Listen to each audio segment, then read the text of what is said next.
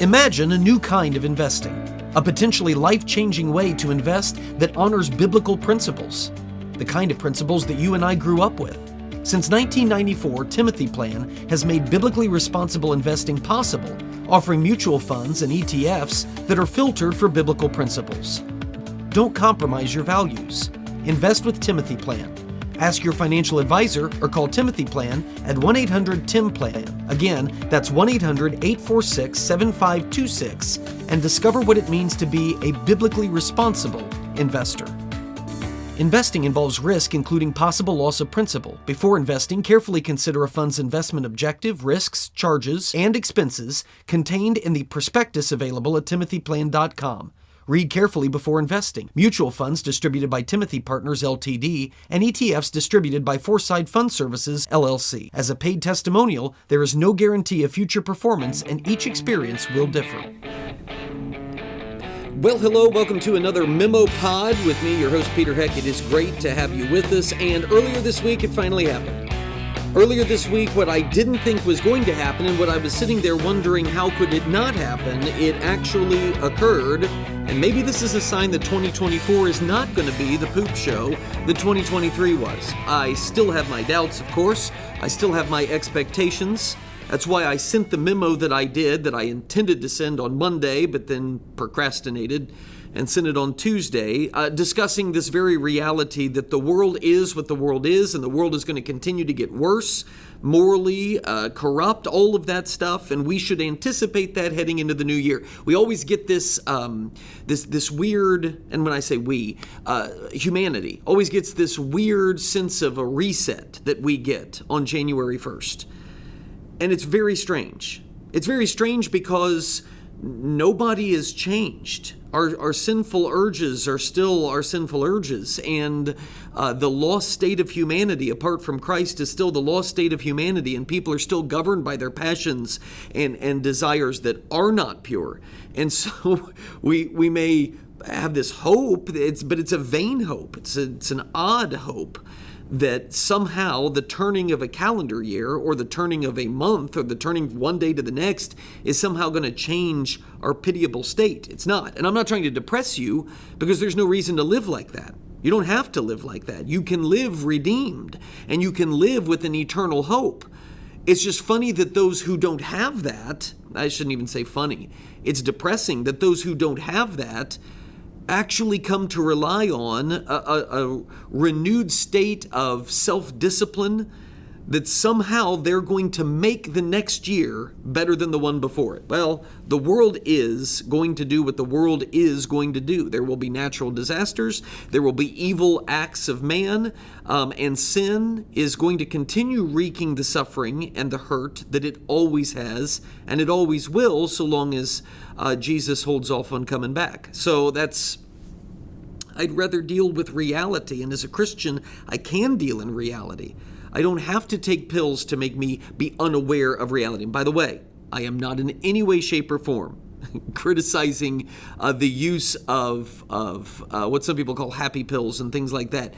Depression, it's a medical symptom. I mean, mental and chemical imbalances and all of that. That's all real stuff. And so it's treated medically, just like a headache is treated medically or anything like that. But what I'm saying is the world attempts to avoid reality. We go to counseling, and again, I wholeheartedly recommend good counseling. I've gone to good counseling. The world heartily recommends that as a way to avoid reality. Self-help books. Well, think about this, visualize this. Don't look at your pitiable state. But a Christian can find hope even while acknowledging our pitiable state, because we have something that is far from pitiable. And I just like saying the word pitiable. But anyway, so, man, I really went off on a tangent there, didn't I? It's a new year. Why not? You can look forward, hopefully, to more of that. But anyway, the reason I sent that memo on Tuesday, which should have been Monday, was to say the new year is going to bring a lot of sin and a lot of suffering and a lot of heartache and a lot of bad stuff. It's just what's going to happen. But here are 5 constants that we can know about God that will see us as believers through. So that's why I sent that, because the new year is likely to bring sorrowful things. I hit my desk there, sorry. This story is not sorrowful. This story is not, here it comes again, pitiable. This story is good news. Granted, I don't understand why it took so long. And I think that could be reason for bad news. But Claudine Gay, who was the president of Harvard, out. There were like 6 new allegations of plagiarism that surfaced, and I don't know what that made it then, like 200 or 300 allegations. I'm exaggerating. But anyway, she had a number of those, and multiple folks, and I commented on this before, were saying this is making it very hard on the university. It's making it really hard on the university because they can't enforce their own student code of conduct, academic conduct, when their president is not abiding by it herself. I could not believe it took until this last week, the start of the new year. It was January 2nd. It was the day I sent out the memo for her to resign. I mean, this is a woman who had taken a soft stance towards anti-Semitism. It was a woman that had that embarrassing performance before Congress, and then Rufo, Christopher Rufo, and all of the others, the Free Beacon, all start reporting all of these accusations and acts of plagiarism. And I saw a tweet thread by Wesley Yang that documented some of the folks that she had plagiarized. It was astounding, to say the least. And depressing, maybe, is the word that I'm looking for. I struggle to understand how a university president anywhere, but particularly at a place like Harvard, can get away with that stuff. I know the university in America, the university system in America is bad. I do. But my gosh, and I know that the Ivy League embodies the kind of arrogance that would scoff at the notion that common sense, which would say you do not allow plagiarism. That's especially in your university administration. You can't come down hard on students and allow your university president to be a plagiarist. You can't do that. That's common sense. But the Ivy League is the place where they would scoff at the idea that, well, who are you to think that we're going to abide by those rules? I know that President Obama lobbied on behalf of Claudine Gay for whatever reason. I didn't even read as to why it was. I don't know if it was a race thing. I don't know if it was a political thing. I don't know. I know he did from all of the reports, but I don't know why. I still can't believe that it's become so corrupt and so political in our university system that she could have lasted this long. It was the Harvard Crimson, the paper out there, that announced that she was resigning. It was also the Harvard Crimson that had announced earlier in December of last month that Claudine Gay would be holding on to her lucrative position as president of Harvard. And this was their line, quote, "with the support of the Harvard Corporation." Well, if you don't know who the Harvard Corporation is, that's a bunch of donors and professors and high-ranking administrative officials. They are kind of the secretive governing body of Harvard. They're the ones, like you would think of a board of trustees. That's kind of who this is. Like they're hired to run the university, and they do so like in the shadows. It's very, very Ivy League-esque is what it is. And they announced she's going to hold this position, and the Harvard Corporation is standing behind her. They did that despite the fact that the school was in this awful position. The New York Times even reported that the school was in this awful position trying to enforce its own plagiarism code on their students. I thought about that. Like, as a high school teacher, one of my most incredible memories from teaching, this had to be, it was the class of 2003, because I remember the student that did this. And this dude turned in a paper. I don't remember what the paper was on, but I had assigned them to write like a research paper, and they turned in their paper. And this was back in the day. Well, it still is that way. If you print from a website, at the bottom of the paper, it will give you the web address. It'll be like there along the bottom, like in the footer. This dude didn't even bother to copy the material and paste it into a Word document and then print it as his own. He just copied it straight from the website. I mean, just printed it straight from the website and turned it in stapled with his name on it. It's bad enough if you're going to plagiarize, but you're going to insult my intelligence. And yes, his parents wanted a meeting when he got a 0 for that assignment. I mean, the guidance counselor and I were sitting there, and I just kind of laid the paper in front of him. I'm like, what are you going to do with that? I mean, he left the web address on there. And no, I don't even remember how the parents responded in that instance. It was very surreal. But anyway, so plagiarism, we talk about that in high school all the time. And I teach some college level classes, some for college credit, some of them are AP. And it is a warning that we give to seniors every year. Colleges, you'll get away with a lot of stuff these days. They become very lax about a lot of behavioral expectations on college campuses. But don't think that you're going to get away with plagiarism. It'll get you an F here in high school. It'll get you expelled in some universities, in many universities. Now, that number is probably dwindling because our expectations for everything in this society are dwindling. So it probably is dwindling, and the punishment is probably less now than what it used to be. But it used to be a really big deal. And I started thinking I'm going to have to add a caveat when I'm telling seniors, don't get caught plagiarizing in college, you'll get expelled, unless you get accepted at Harvard, in which case you're good.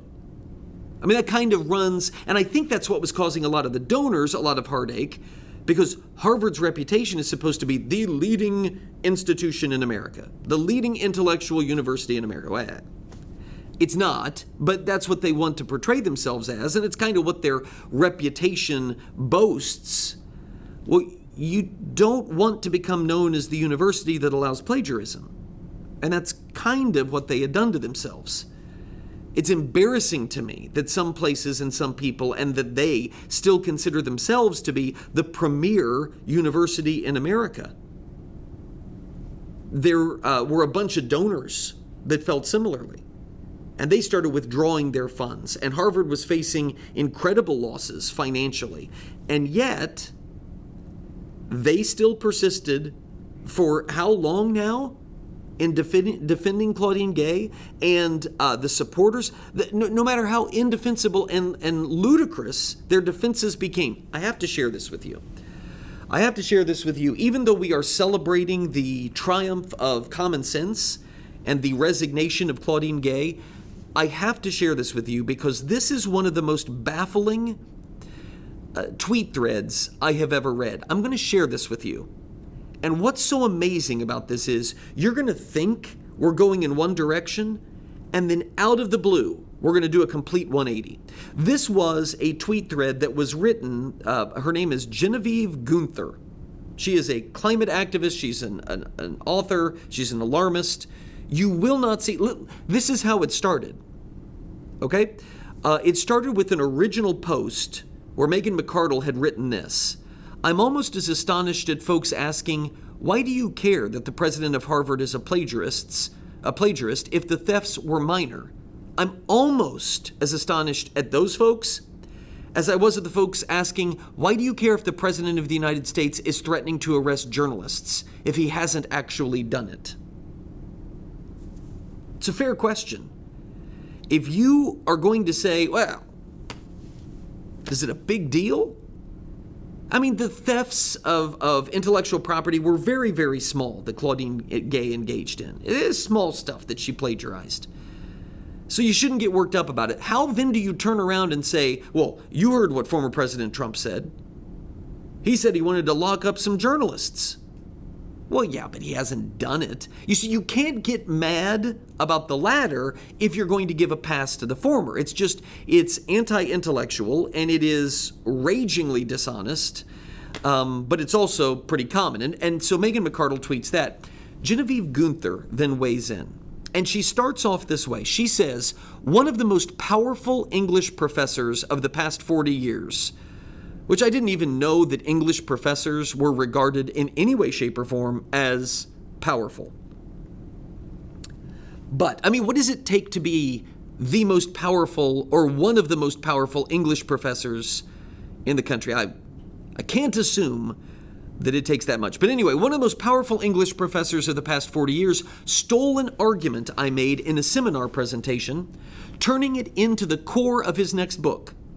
The week after my presentation, he came into the classroom and he read a conference paper he was going to deliver at the Shakespeare Association that month re-articulating exactly what I had said about the same material the week before.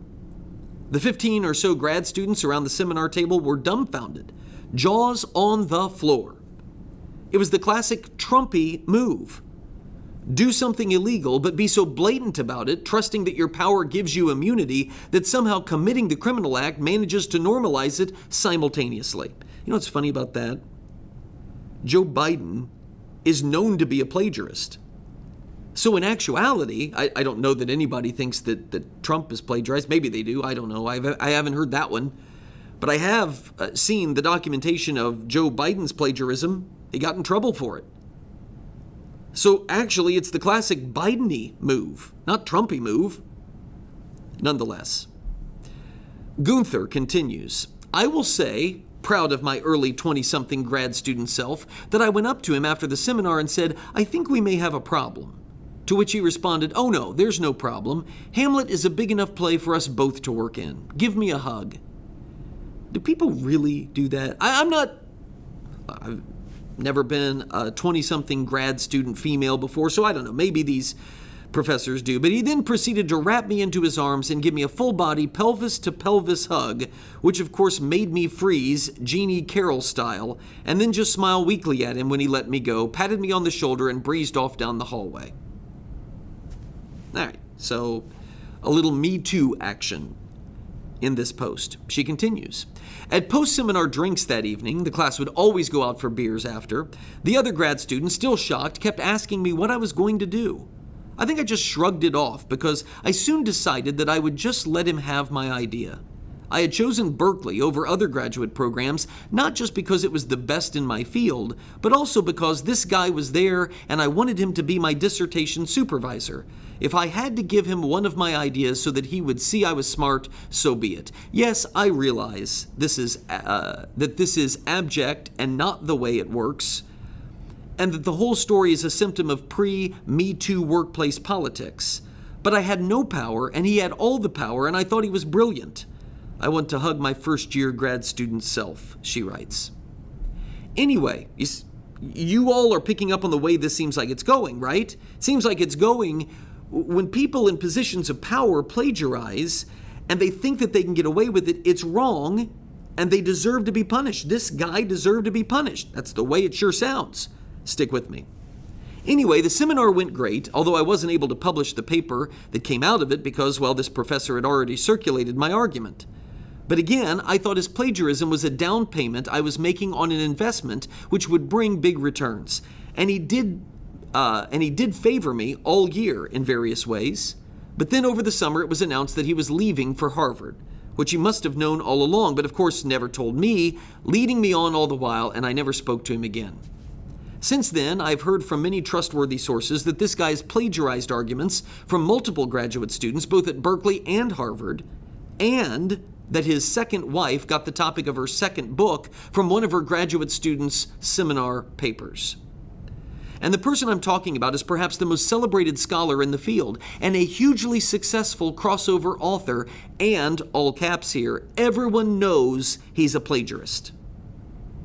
All right, so now you're ready for the hammer to drop. I was. Here you've got a leftist, known leftist, this Gunther lady, Genevieve Gunther, and she's going to drop the hammer on Claudine Gay.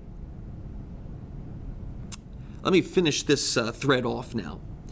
So if there are any doubts over double standards, comparing one white professor stealing whole arguments to a black grad student repeating banal phrases, performing scholarliness in her effing acknowledgments, which are not even ideas, let this anecdote help put them to rest. The right is going after Gay because they don't want the kids at Harvard to have any sort of anti-racist education, and they're not even trying to hide it. Don't fall for it for blank sake. Support Gay. Support DEI. Support anti-racism. Whatever the number is now, I forget. And yes, U.S. right-wing politics are so dangerous right now that I feel like I have to defend the president of blanking Harvard, which is absurd, but that's the power of today's white supremacists to make Harvard a bastion of racial sanity. What a time to be alive. I'm sorry, what?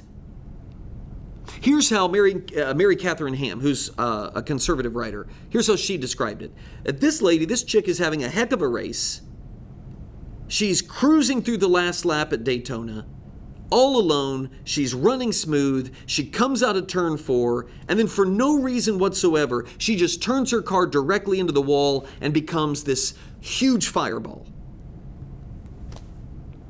That's it. I mean, you lay out this whole case about how corrupt and awful and terrible and unfair and even pervy this professor was for plagiarizing your arguments, passing them off as your own. And you use all of that and wield all that to say, so don't punish people for plagiarizing, people in positions of power. What? That is the cognitive distortion that happens when your politics supersedes your principle. And that's the reality of what's happening on university campuses. It's what's happening in academia. It's what's happening in progressivism. And it's why I don't want any part of it. And I don't think any of us should want any part of it.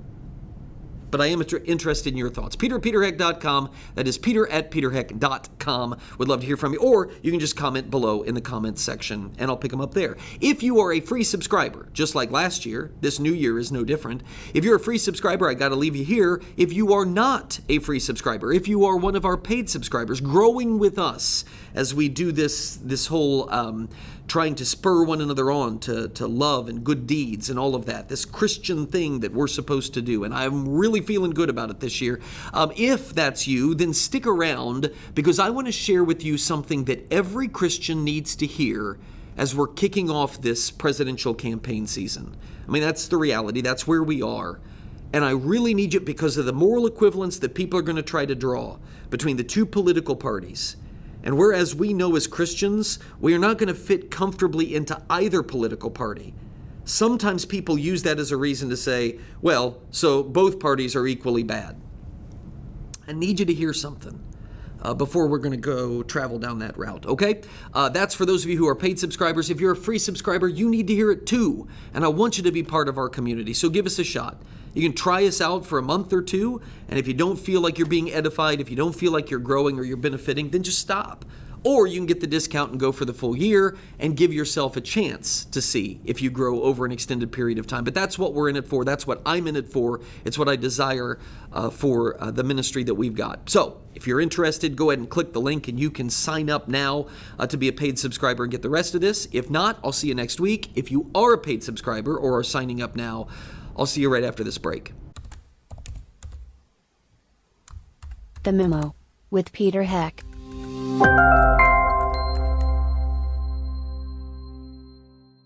Please patronize and thank all the sponsors of the Heck podcast, including McGonigal's Buick GMC, Terrell's Auto Service, Norris Insurance, Stevens Machine, Creative Financial Center, Indiana Right to Life, Tri-Green Tractor, the Indiana Family Institute, Hartman Family Farms, Liberty Financial Group, the Wyman Group, and J. Watson Creations.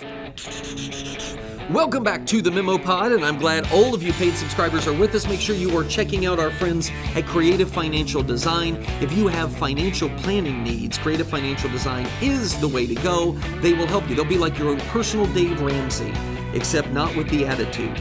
And you'll be able to get the help from them and the advice from them on good investments and what to do with your funds, your money, your income, how much you need to save for retirement. They'll set up a plan for you. Also, values-based investing to keep your money from going into companies and corporations that you believe war against your values. They will help you understand which those companies are, or what companies those are, and set you up with mutual funds and accounts that are going to avoid that as much as possible. So check them out. CFD, Creative Financial Design. So Christmas is now behind us, and the new year has dawned, and there is no stopping the onset of another presidential election cycle.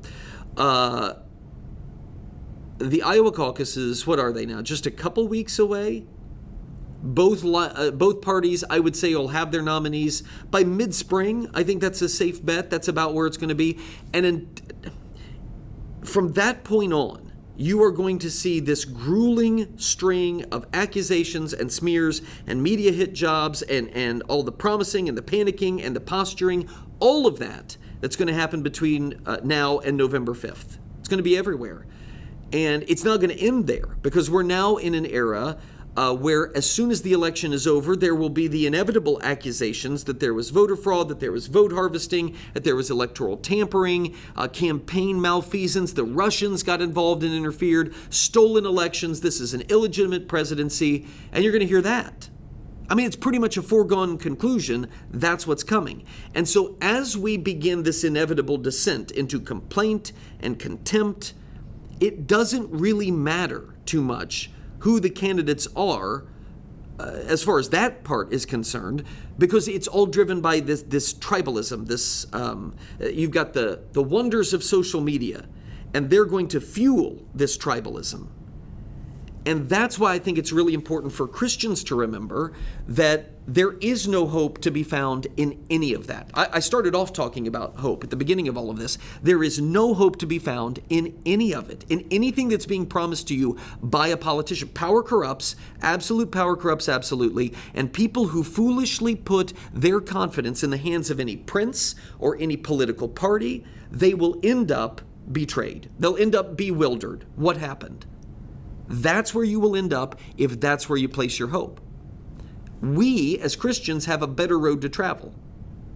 We have a better way to live. We have a Prince of Peace that we can worship, and an everlasting kingdom that we can joyfully be a part of and place our loyalty in and our citizenship in, and will never be disappointed. That is the benefit of being a believer, so that you are not impacted and destroyed by the outcome of elections if they don't go your way, and the outcomes of which earthly dude or woman is sitting on the throne of power. Your mood doesn't vary depending on those realities. Now, all of that said, those truths do not excuse any unwillingness on our part as believers to bear witness to the moral law that God has written on all of our hearts and just disengage the process. I'm a firm believer in that we as believers have a voice that needs to be heard in the public square. There is nothing, that we have no license as believers to pretend we don't have to condemn wickedness, we don't have to promote righteousness through the political channels. Just because we say there is no hope to be found in politics doesn't mean that there is not right to be done in politics. It does not mean that we cannot give voice to righteousness and condemn wickedness in that realm of life. We don't just wash our hands and say, well, I'm not going to involve myself. I'm going to just justify my cowardice. I'm going to justify my compromise because, look, all candidates, all parties, all causes, they're all just corrupt. They're all just corrupt. That's a trap, is what that is. It's a trap of the enemy. He has wielded it and continues to wield it very effectively against Christians in recent election cycles. Because this is the point. The lack of a preferred candidate or party oftentimes does not rationalize support of any candidate or any party. There are non-negotiables for a Christian conscience. And in cases where neither of the two party candidates meets the standards of those non-negotiables, then you have an obligation to speak to that reality as a believer, to condemn both of their candidacies, and to write someone else in or engage the process in some other way. It's a duty, is what it is. This is not, what I'm telling you is not, you always have to pick either the Republican or the Democrat. No, I do not believe in choosing the lesser of two evils, because I don't believe we should ever choose evil. Now, are you sometimes in a position to choose one of the less desirable options? Yes. That's wholly different than choosing the lesser of two evils. There are lines that a believer simply cannot cross. There are barriers that we simply cannot blur, and there are platforms that have to be rejected. And that brings us to a thread that I want to share with you. Andrew T. Walker, who is he's a Baptist theologian and thinker, and he's got a lot of great stuff. He started with this stern warning against those who would try to draw a moral equivalence between the Republican and the Democrat Party in America, saying, well, they're both equally corrupt. Here's what he said. I think we fail to understand how much of evangelical thought leadership has been calibrated to make possible the voting for positions and platforms that are unambiguously, without question, opposed to Scripture, and then feeling superior in making those kinds of equivocations. He goes on and says, we have the destruction of human life and human nature and the human family as core principles of a major American political party, the Democrats. And yet we're told that minimum wage laws and carbon footprints are worthy of equal consideration. Okay, so a believer, a Christian, thinks that minimum wage should be increased, minimum wage laws should be increased, carbon footprints should be reduced, and the Republican Party isn't giving me that. So I'm going to look over here at the Democrat Party. What Walker's saying is the Democrat Party is offering the destruction of human life, the destruction of human nature, the destruction of the human family. Those two are not equivalent. One is far worse than the other. A Christian minister named Josh Howerton jumped in and said, here was step one. A very influential, and I love him, theologian by the name of Tim Keller, who died this last year. He popularized the phrase, the gospel is neither right nor left. And that is true. That is 100% true. The problem came in step two, where his followers, the people that listened to Tim Keller, interpreted what he was saying as the right and the left are equal and opposite errors. And that is not true. That is not true. They are not equal and opposite errors. But because people began to believe that, step three was pretty simple. There was a willingness to embrace leftist positions and believe that that was a sign that you were gospel-centered. Since the gospel is neither right nor left, then I should hold if I'm a gospel person, I should hold some positions that are in line with the left and some positions that are in line with the right. If you were a political conservative, well, then you weren't gospel-centered because you were a Christian nationalist and you turned your faith into your politics and vice versa. Walker commented and totally agreed with Howerton. Said the Jim Wallace guy who started Sojourners magazine, he had popularized the phrase, God is not Republican or Democrat. Well, of course that's the case. It's a dumb thing to say. Of course he's not. You don't defend every idea of the Republican Party, but to pretend that there is some kind of moral asymmetry between the Republican and Democrat Party today, it belies reality. It's just not true. So how does this happen? How do honest and earnest Christians become confused or become misled on what should be a fairly obvious point, that there is not moral equivalence between, well, this group over here is going to destroy the human family. They want to destroy human life and human productivity. But over here, these people, they're doing damage to the planet. How do you get to the point where you equivocate on those things? Well, here's the most common way that it happens. You will have people who say, whenever somebody is pushing for conservative positions in politics, they'll say, well, they're just trying to grab for power. They're trying to use power to push off their views. But if somebody is trying to pursue leftist, progressive religious ideas, well, that's about truth and justice. Howerton put it this way. He said, when Christian advocates a left-leaning issue, they are engaging in social justice. But when a Christian advocates a right-leaning issue, Well, those are culture warriors. They're culture warring. If you advocate a left-leaning issue as a Christian, well, then you are gospel-centered. But if you advocate a conservative position on a key issue as a Christian, well, you have this partisan obsession and you lack gospel-centeredness. Andrew Walker put it this way: you punch right and you coddle left. That's where much of the evangelical political ethic has been over the course of the last couple decades. And I would say I would agree with that. I look at once helpful Christian commentators like David French. I used to point everybody to David French. You want to know what an evangelical Christian believes about the current state of our politics? Read David French. He was exceptional. But he has embraced this flawed ethic. And yeah, it helped him. He landed a nice, lucrative writing gig at the New York Times. And if that's what he was after, then bully to him. That's great. But what did it come at? It came at the high price of misleading countless believers. And David French is far from alone. He's just the first one that comes to my mind, which is why I brought all this up.